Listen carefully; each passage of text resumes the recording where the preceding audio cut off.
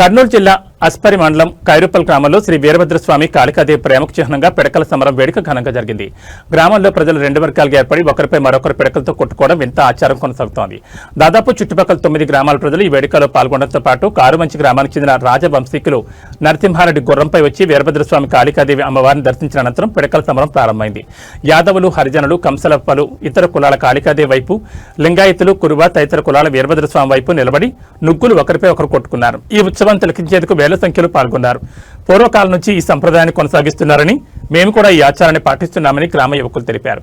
ఈ ఉత్సవాల్లో ఎలాంటి అవాంఛనీయ సంఘటనలు చేరకుండా ఆలూరు సీఐ రవిశంకర్ రెడ్డి ఆధ్వర్యంలో భారీ బందోబస్తు ఏర్పాటు చేశారు.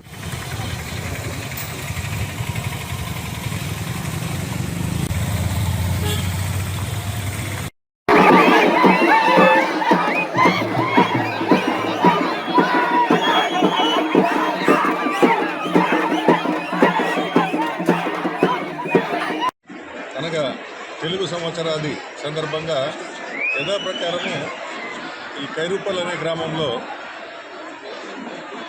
వీరభద్రస్వామి తర్వాత భద్రకాళి వివాహ సందర్భంగా ఒక అద్భుతమైన సాంప్రదాయం ఉంది. ఆ సాంప్రదాయంలో భాగంగా ఆ రోజుల్లోనే వీరభద్రస్వామి కానీ భద్రకాళి దేవత కానీ అమ్మవారు ఈ గ్రామంలో ఉన్న కులాలకు అతీతంగా కొన్ని కులాలు స్వామివారి వైపు, కొన్ని కులాలు అమ్మవారి వైపు ఈ వివాహ సందర్భంలో ఒకరిపైన ఒకరు పిడకలు వేసుకోవడం అనే సాంప్రదాయముని అనాదిగా కొనసాగుతుంది.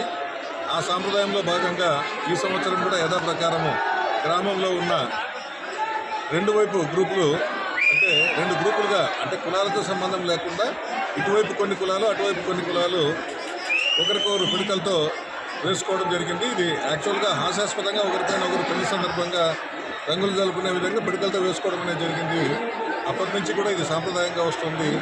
ఎక్కడ ఎలాంటి అవాంఛనీయ సంఘటనలు జరగకుండా మా రాజశ్రీ ఎస్పీ గారి ఆదేశాల మేరకు, తర్వాత కర్నూలు డీఐజీ గారి ఆదేశాల మేరకు మనకు ప్రస్తుతము ఆస్పరి సిఐ గారు లేకపోయినప్పటికీ కూడా ఆలూరు సిఐ గారు ఇన్ఛార్జిగా ఉన్నారు.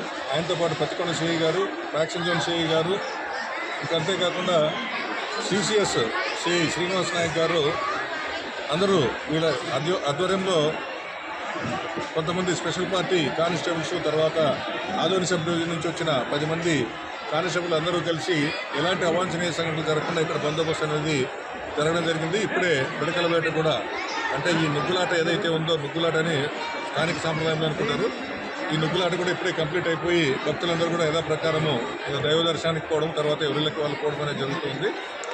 యథాప్రకారము సాంప్రదాయ ప్రకారము ఈ కైరుపల గ్రామంలో ఎలాంటి అవాంఛనీయ సంఘటనలు జరగకుండా ఈ నుగ్గులాట అనేది పరిసమాప్తం అయిపోయింది.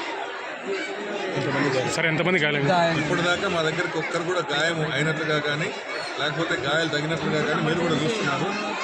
మన డ్రోన్ కెమెరాలు కూడా వేశాము, ఎక్కడ కూడా గాయాలు తగిలినట్లుగా ఎలాంటి సమాచారం లేదు.